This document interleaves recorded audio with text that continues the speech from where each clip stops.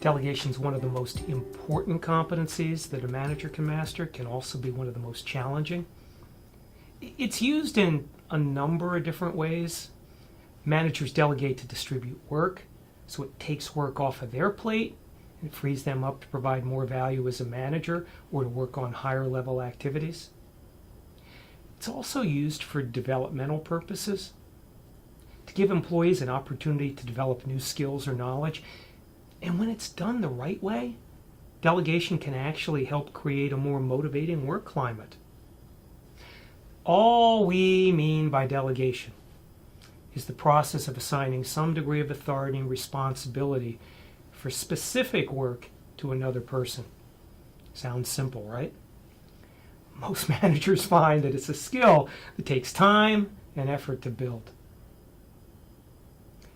To do it well, delegation involves a three-phase process: preparing to delegate, actually conducting the discussion, and then executing the plan. Let's take each phase one at a time. Delegation works best when it's planned. Mindless delegation, walking up to somebody in the hallway without having thought through the assignment and then dumping work on them, often ends up badly for the manager as well as the delegatee. Preparing to delegate involves at least 4 potential steps.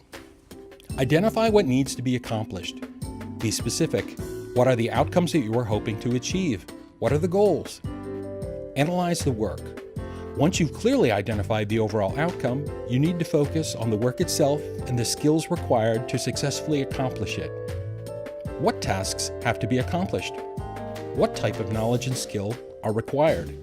How much time is required to perform each of these tasks? How much guidance and support will you need to provide? Once you've identified the goal and analyzed the work, you can begin to think about who to delegate the assignment to. Your purpose in delegating will have an impact on your choice. If you're delegating to distribute work, you'll want to choose an employee who has the experience and the desired skills for the assignment. But if you're delegating for development, you may choose someone who you believe could benefit from working on the assignment with you.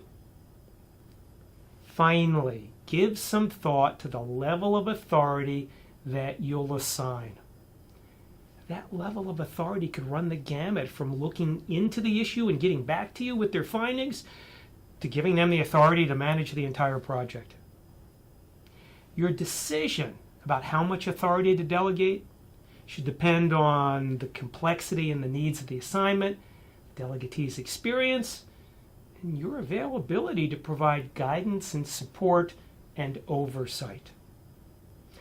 Once you've given some thought to it and you've prepared, you can move into phase 2, making the delegation assignment.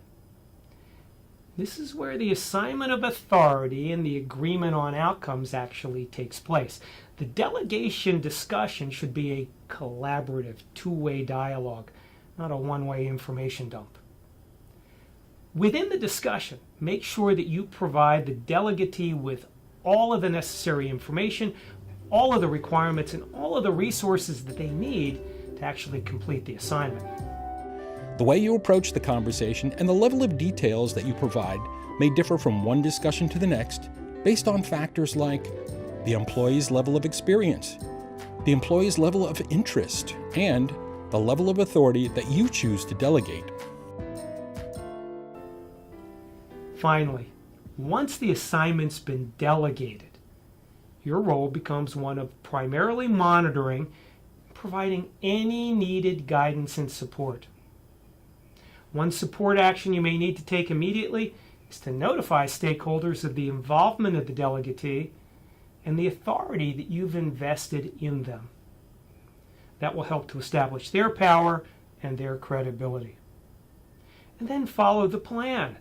You'll have an agreed-to communication plan from the delegation conversation. Stick to it. Avoid the temptation to overmanage and supervise more closely than the level of authority that you've delegated requires.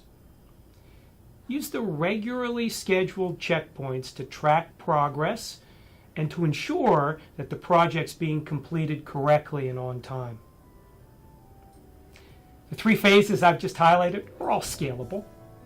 You can expand, contract them so that they apply to all different types of delegation assignments. You'll find that when you make delegation a conscious choice and you do it well, it's one of the most powerful tools in your management toolkit.